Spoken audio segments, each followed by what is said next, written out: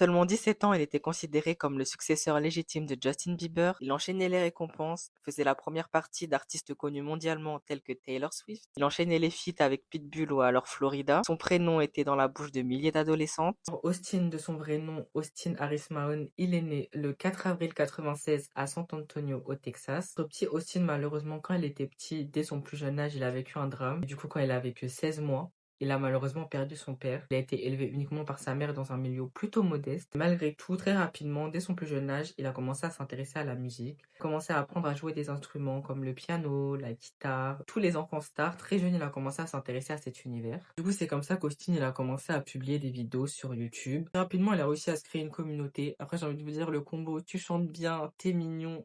L'époque où YouTube, il n'y avait pas trop de gens, il pouvait que percer.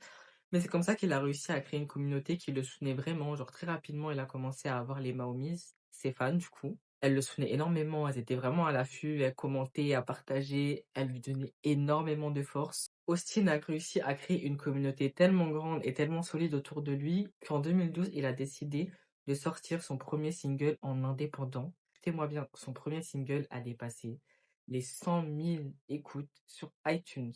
Est-ce que vous réalisez la chose? C'est-à-dire qu'il a fait son truc en indépendant, il avait peut-être 14-15 ans, il était déjà là, il était déjà en place, il avait déjà une communauté qui le soutenait à ce point. Du coup, quelques mois plus tard, en juin 2012, il sort son deuxième son, Say Something, qui a été classé directement 19e aux US Pop Airplay.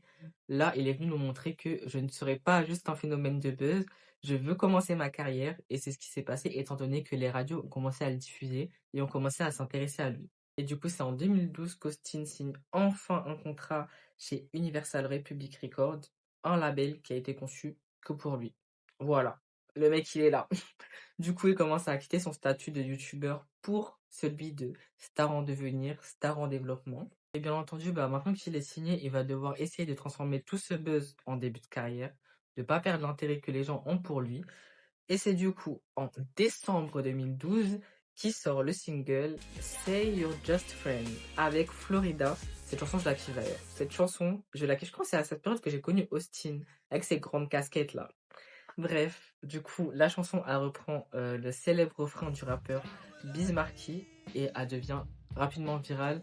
Après, j'ai envie de vous dire, quand il y a une chanson déjà un peu connue qui est reprise, ça reste directement dans la tête. Du coup, Austin a continué à bénéficier de son petit buzz. Alors, à ce stade de sa carrière, notre cher Austin décide de vouloir conquérir le monde, de vouloir conquérir le marché international. C'est pour ça qu'il décide de sortir un EP au Japon. Oui, oui, au Japon. Monsieur a décidé de s'exporter pour essayer de conquérir une fanbase asiatique et ça a plus ou moins marché. Mais c'est pas ça qui a fait son plus grand succès, étant donné que quelques temps plus tard, il sort le single What About Love. Ce single qui l'a propulsé vers le devant de la scène. C'était une chanson inspirée des sonorités pop R&B des années 2010. Le clip était exceptionnel, il y avait une chorégraphie, et quand ta chanson elle est cool et qu'en plus il y a une danse, ça ne pouvait que marcher. Ça ne pouvait que marcher pour lui. Résultat, la chanson elle est entrée au Billboard Hot 100 à la 66e place et elle est restée classée 9 semaines. Vraiment, le mec il est venu, il a tout cassé. Il a tout cassé, franchement, pour un mec qui a commencé sur YouTube. Chapeau. Ce succès marque une étape décisive parce qu'il passe un peu du mec qu'on surnommait, voilà, le nouveau Justin Bieber, la relève, à un artiste à part entière avec son propre style, etc. Après le succès de cette chanson, il va entrer dans ce qu'on va appeler son âge d'or. Il enchaîne les collaborations. Bien évidemment, la chanson qu'il a sortie avec Pitbull a littéralement tout cassé. Elle s'est classée 49e au Billboard Hot 100. C'est pas rien. Vraiment, il a fait un braquage avec cette chanson. Le clip, il a dépassé des dizaines de millions de vues. Il a eu une certification Vevo. En parallèle, du coup, étant donné qu'il commence à être un peu hypé, il a pu faire la première partie des concerts de Taylor Swift, comme j'ai dit en intro. Il a fait voilà les premières parties du Red Tour. Voilà, pour un artiste comme lui qui vient juste de commencer, qui commence un peu à avoir une certaine notoriété publique, franchement, c'était une opportunité de fou pour lui. Grâce à cette opportunité que Taylor Swift lui a donnée, c'est vrai que du coup, il a commencé à pouvoir chanter devant des stades, à créer une nouvelle fanbase, à avoir un public plus varié. Et puis avec les featuring qu'il a eu jusqu'à là, il a commencé à pouvoir avoir une plus grande crédibilité. Et du coup, c'est en 2014 qu'il sort le P Secret, qui directement est rentré en 5e position au Billboard. Ça veut dire que le mec était encore là, il avait encore la fame, il avait encore les projecteurs sur lui. il a pas lâché. Franchement, il a enchaîné. À cette époque, Austin, on le voit partout, dans les plateaux TV, dans les radios. On l'a même vu dans des épisodes de Big Time Rush. Franchement, le mec, il est là, il est présent. Franchement, sa fanbase, elle le pousse vraiment à fond. Il est toujours là, il est en tendance Twitter à chaque sortie. Il reçoit plein de récompenses au MTV. Franchement, il était vraiment en place à cette époque-là. Franchement, il y a tout qui semble indiquer que ça va devenir une nouvelle superstar qui va vraiment suivre les pas, entre parenthèses, de Bieber, étant donné que les gens le comparaient beaucoup à lui au départ. Et c'est maintenant qu'on se dit, ok, le mec, ça va devenir une superstar, on va entendre parler de lui tout le temps, il va nous pondre des albums, des EP, des tournées, des merch, etc. C'est là que les choses ont commencé à un petit peu se gâter. En gros, après Secret, bah, tout le monde a attendu un nouveau projet d'Austin, un nouvel album, etc. Que ce soit les fans, les médias. Tout le monde était un peu au tournant par rapport à l'éventuel prochain projet qui pouvait nous sortir. Sauf que le prochain album ne va absolument jamais sortir. Genre, vraiment jamais. Jamais, jamais. Parce qu'en fait, derrière tout ça, il y a des tensions avec son label, il y a des tensions. En fait, Austin, il est coincé entre plusieurs structures, ce qui fait qu'il y a des ralentissements dans sa carrière. À chaque fois qu'il fait un single, bah, ça doit être validé, survalidé, testé, et puis ceci, et puis cela. Résultat, le Austin, entre 2014 et 2015, il sort rien du tout.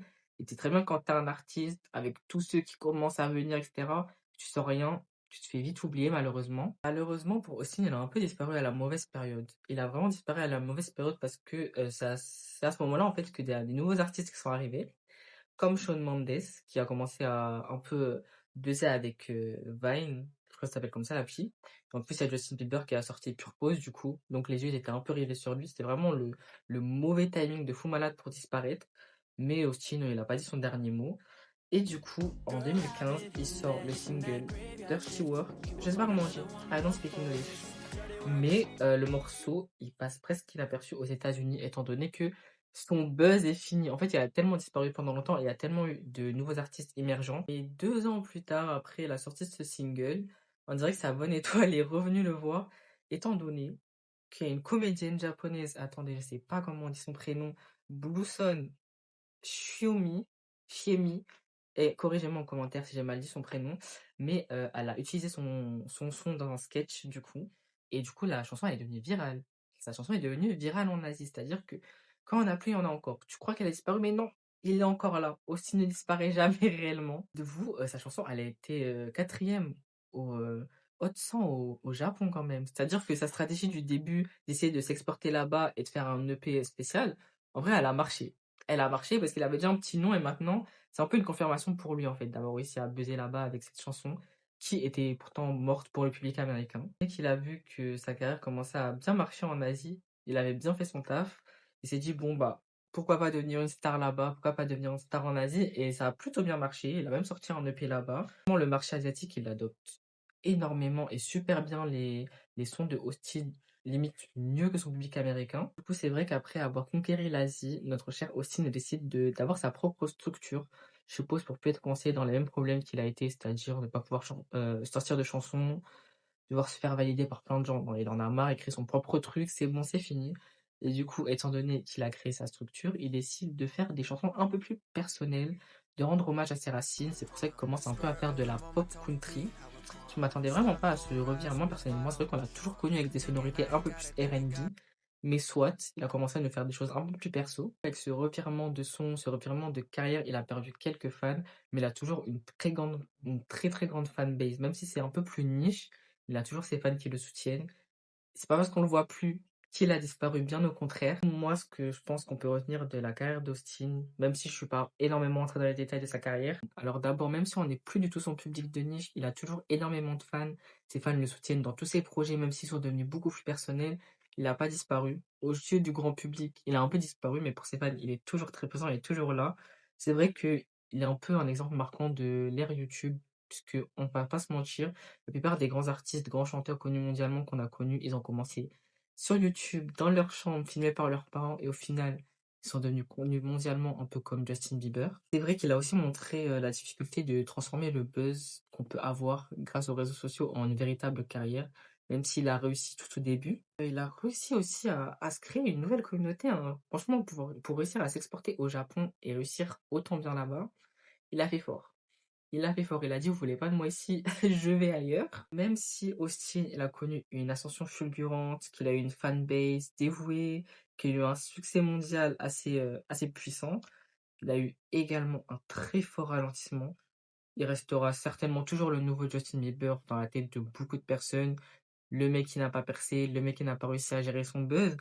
Mais c'est quand même un artiste qui n'a jamais abandonné. La preuve, quand il a vu que ça marchait pas aux États-Unis, il est parti s'exporter en Asie et ça a très bien marché pour lui.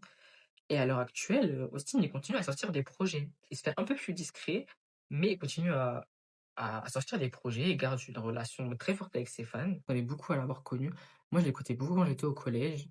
Et c'est vrai que les années ont passé et qu'il a disparu. Le mec a disparu littéralement. Et je sais pas, je repensais à lui, je repensais à ses chansons et je me disais, ce serait bien de savoir un petit peu ce qu'il est devenu notre cher Austin. Du coup, bref, si la vidéo vous a plu, ma première vidéo, elle est un peu mélangée, mais c'est ma première vidéo, soyez indulgents.